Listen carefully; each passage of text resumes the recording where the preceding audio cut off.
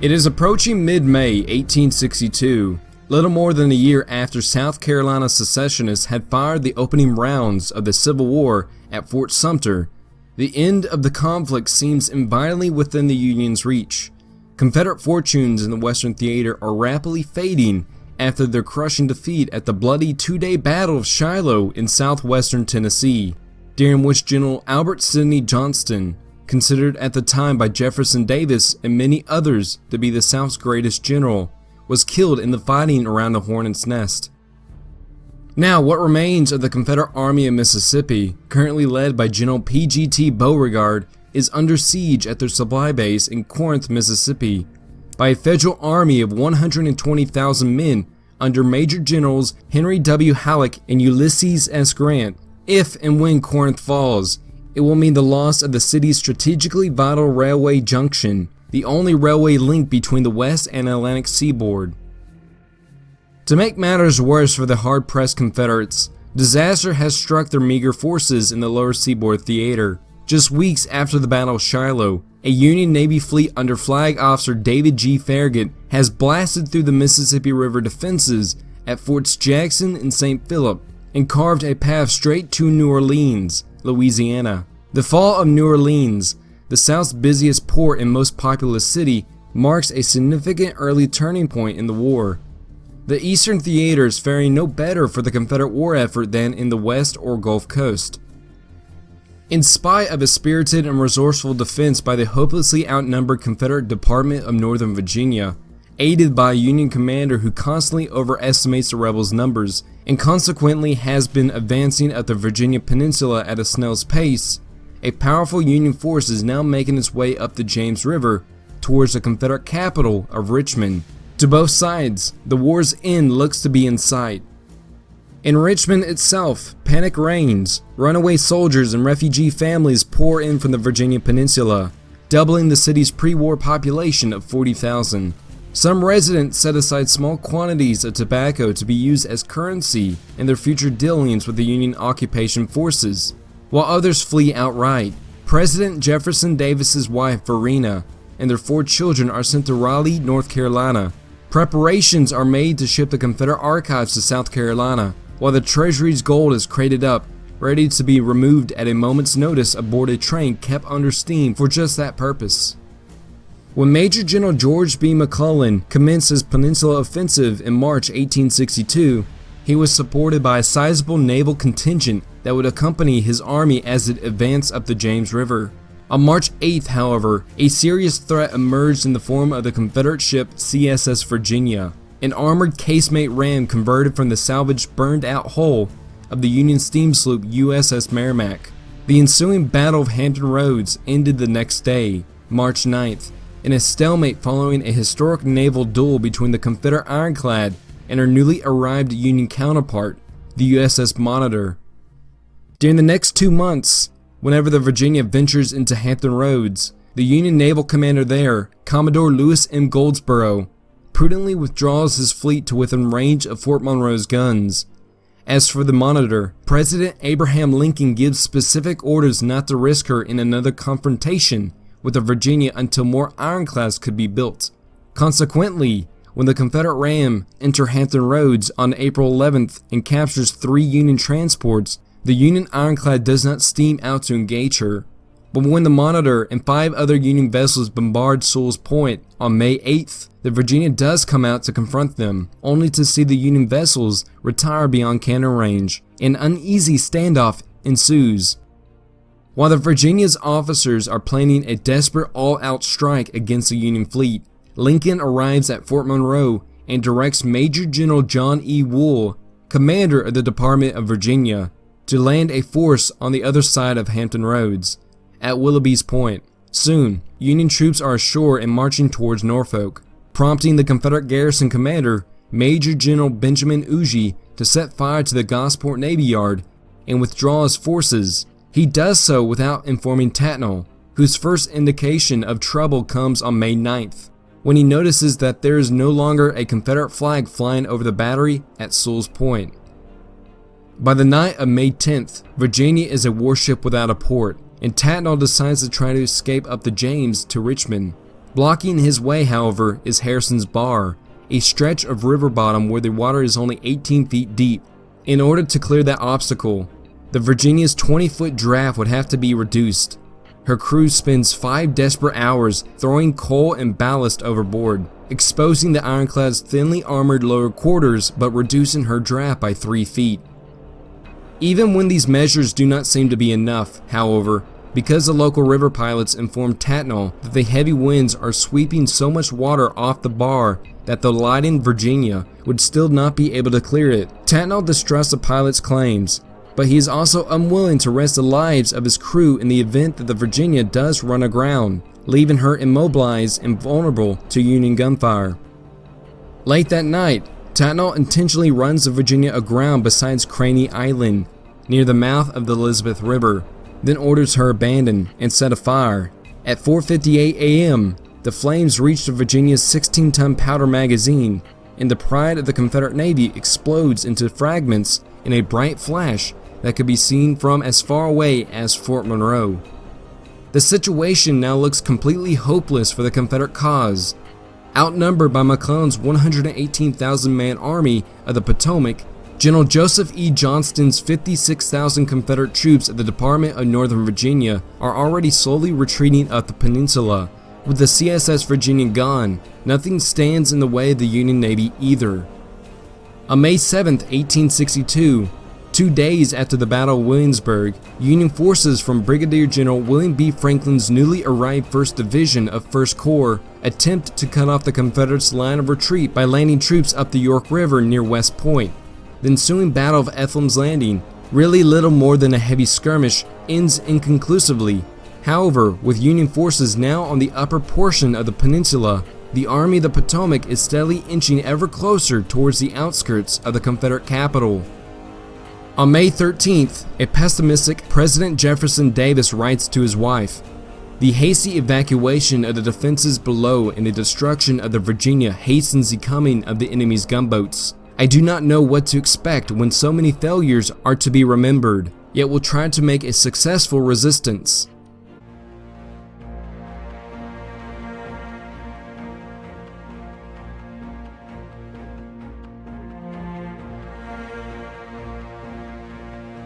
As President Lincoln returns to Washington on May 11th, word of the Virginia's demise reaches General McClellan at his camp near West Point at the head of the York River.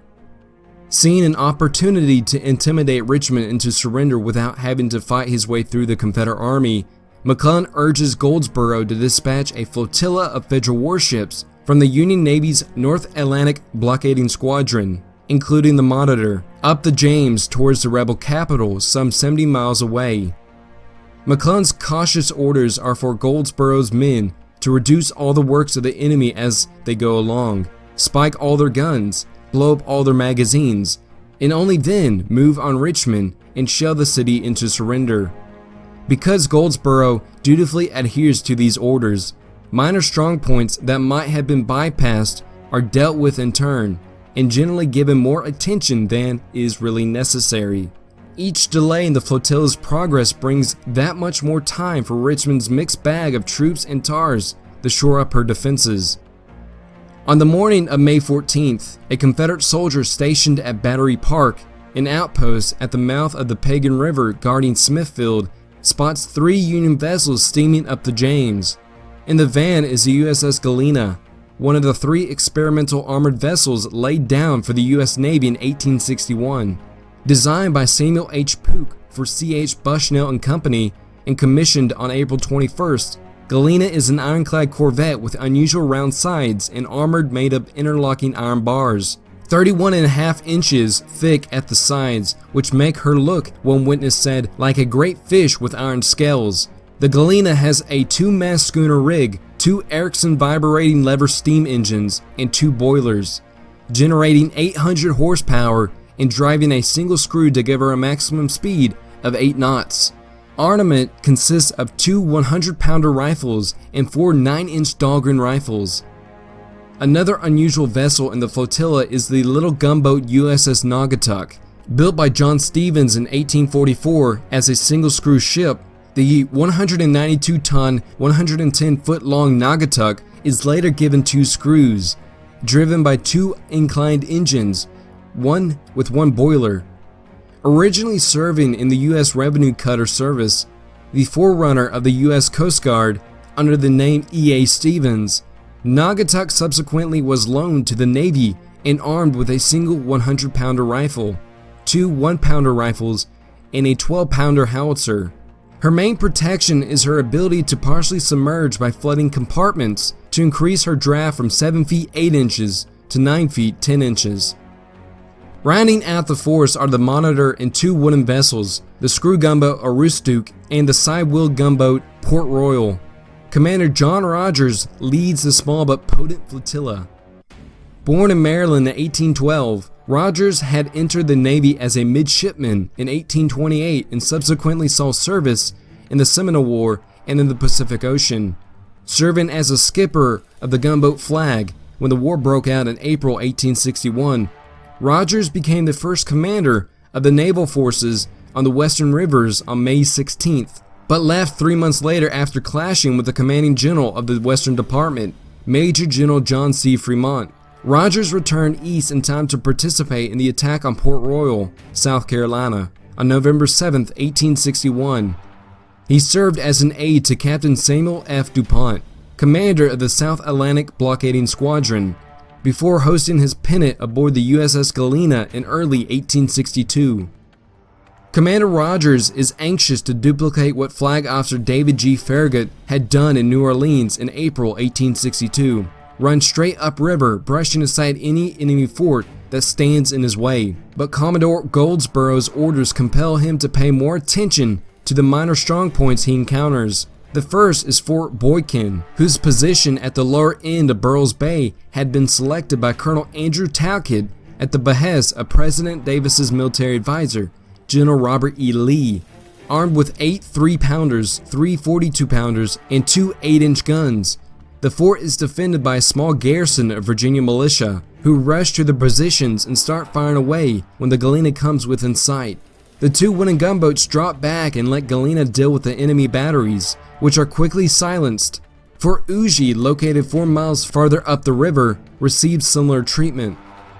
The next rebel strongpoint, Fort Powhatan, had been built before the War of 1812 and challenged the oncoming Union Navy vessels with only puny fire. Contemptuously bypassing the fort after dropping a few shells into it, the Union gunboats steam on past City Point in Appomattox Manor, similarly subjecting each to a brief shelling as they make their way towards their ultimate prize, Richmond. On the same day, the Virginia General Assembly meets and resolves to defend the Confederate capital to the last extremity, assuring President Davis that any destruction or loss of property in the process would be cheerfully submitted to. Davidson called upon Robert E. Lee to prepare the best line of defense south of Richmond if the government should be forced to relinquish the capital. Lee suggests the Staunton River, about 100 miles to the southwest, but then suddenly cries, "But Richmond must not be given up. It shall not be given up." Lee's emotional outburst comes as a surprise to political and military officials alike. For one thing, he is well known for his reserve and self-control. For another, Lee does not have the most fearsome of fighting reputations at the time. Although he has distinguished himself as a captain of engineers during the Mexican War in 1847, Lee had not been very successful in his first year as a Confederate general. His attempt to retake Western Virginia from Union control in the fall of 1861 had ended in miserable failure. Now, however, that statement of the heartfelt resolve from the hitherto unaggressive Granny Lee galvanizes similar feelings among the capital's defenders. The Richmond Dispatch echoes the general sentiments. To lose Richmond is to lose Virginia, and to lose Virginia is to lose the key to the Southern Confederacy. Meanwhile, the most immediate threat, the 5 Federal gunboats, are less than a day's journey from the capital, and only one serious obstacle lying in their path. 8 miles below the city, the James River makes a sharp bend, its south bank rising to a 90-foot bluff that is located on the property of Augustus H. Drury. From the outset, Confederate leaders had recognized the value of Drury's bluff as a last line of defense, and in the winter of 1861, they had built a redoubt on it, mounting 1 10-inch and 2 8-inch columbiads. Fort Darling, as the Confederate troops called the redoubt, commands a mile-long stretch of the James. With Rodgers' flotilla now bearing down on Richmond, Lee reverts to his original specialty as an army engineer and sets about bolstering the defenses around Drury's Bluff. Rebel sailors haul 5 more heavy cannons, taken from the James River Gunboat Squadron, up the bluff to augment the 3 original guns, giving the defenders a total of 4 smoothbore and 4 rifled weapons. Lee's eldest son, Colonel George Washington Custis Lee, personally supervises crews of soldiers, sailors, and laborers who are hastily pressed into service to expand the existing entrenchments along the south bank of the river, about 300 yards downstream from the foot of the bluff. The gunboat Jamestown is scuttled in the main channel, and huge crates of stones and scrap iron are sunk between the rows of pilings driven into the riverbed, forming 2 lines of obstructions across the 120-yard wide river. Just upstream from the double line of obstacles, the gunboat Patrick Henry, armed with a single 8-inch smoothbore, takes up station. At the foot of the bluff on the north side of the river, Confederate Marine sharpshooters who had recently evacuated Norfolk deploying trenches under the command of Virginia's gunnery officer, Lieutenant John Taylor Wood, all through the night of May 14th. With the Federal gunboats only a few miles away, Lee's men worked feverishly, digging rifle pits and filling sandbags in a drenching rain. By the morning of May 15, 1862, the Confederates are as ready as they can ever hope to be. Captain Augustus Drury, who's defending not only the capital and the cause but also his own property, commands the rebel army gunners of the Southside Heavy Artillery.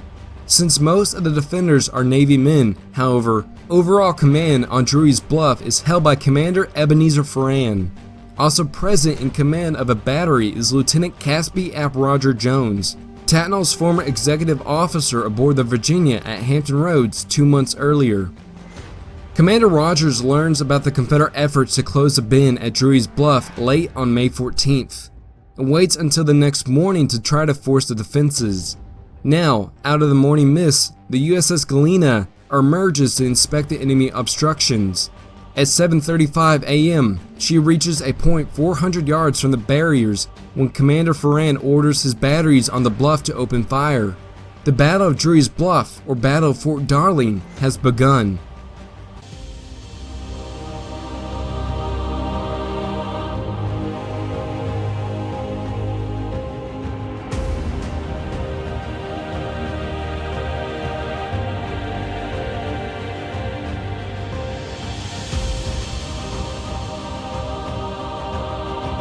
The Galena immediately takes 2 hits on the port bow, but Commander Rodgers holds his fire.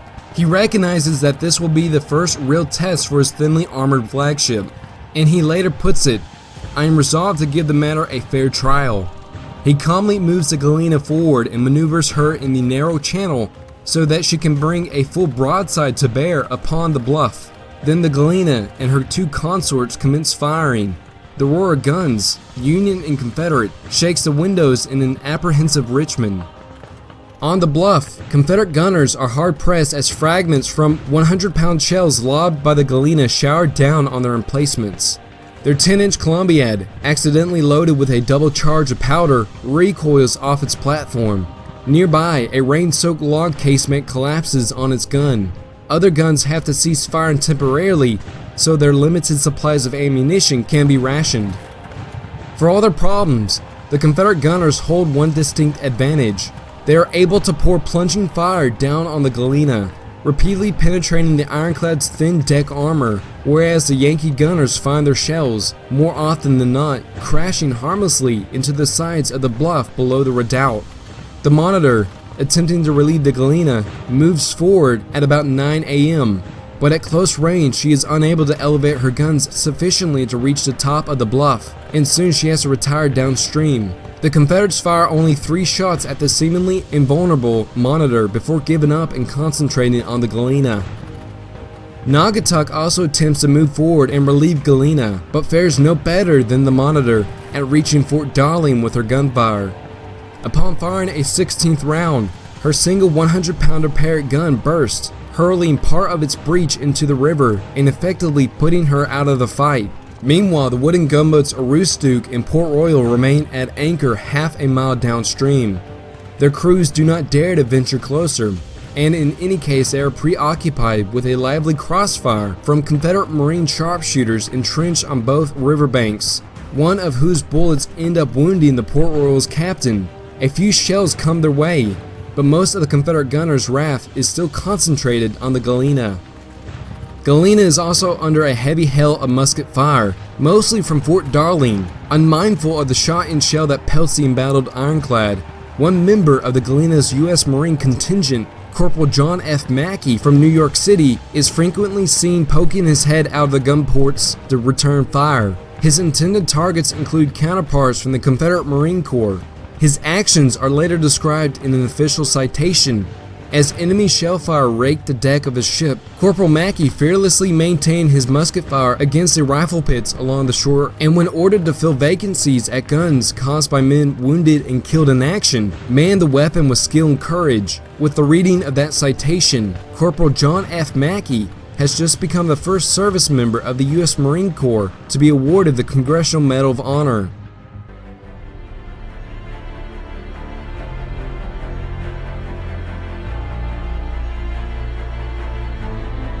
By 11 a.m., the Galena has taken 44 hits, 18 of which had penetrated her armor. Other plates are jarred loose, timbers and frames are splintered and broken. A solid shot has gone completely through one of her bulwarks and embedded itself in the other. Her railings are shot away, her smokestack is riddled, and on her shattered decks, 13 men lay dead. Another 11 sailors are wounded or injured, one of whom later dies. Commander Rodgers stubbornly stands fast until Confederate Captain J.R. Tucker in the Patrick Henry, unobtrusively lying at anchor among the obstructions, looses an 8-inch shot that tears through the bow gun port and sets Galena on fire. At 11:05, Rodgers, noting that the Galena is almost out of ammunition and starting to take on water, finally gives the order to withdraw. As the Union Navy squadron limps back downriver, the Confederates give 3 cheers and hurl their caps into the air. The Monitor's pilot hears a rebel sharpshooter call out mockingly, "Tell the captain that is not the way to Richmond!" 7 defenders of Drury's Bluff have been killed and 8 wounded, but their steadfast stand has staved off the waterborne threat to Richmond. General Lee, witnessing the drama from the other side of the James at Chaffin's Bluff, is relieved but chastened to see how close the enemy ships had come. Southern sharpshooters continue to snipe at Rodgers' retiring flotilla all the way down the James. The ships also come under fire from Fort Powhatan. Its guns are no more effective than they had been the first time, but they are annoying enough for the Union gunboat Sebago to come up later and raise a fortification. Without a doubt, the Galena has borne the brunt of the exchange, leading Commander Rodgers to remark in a quiet understatement, "We demonstrated that she was not shot-proof." She would be repaired and fight in several more engagements in the Peninsula Campaign, most notably off Malvern Hill on July 1st. An examination in 1863, however, shows the Galena's armor to be so badly cracked that it is removed, turning her back into an ordinary wooden screw sloop with a 3-mast rig. The Monitor has been hit 3 times during the advance on Richmond, but escaped completely unharmed. The Port Royal and Aroostook suffer only light damage. Naugatuck is judged to be so useless that she is returned to the U.S. Revenue Cutter Service. Richmond celebrates the Confederate defenders' victory at the Battle of Drury's Bluff. Although everyone feels that the city's deliverance is only temporary, McClellan's Army of the Potomac still lies about 23 miles from the Confederate capital and is advancing against General Johnston, who's rapidly running out of space which to conduct his fighting retreat.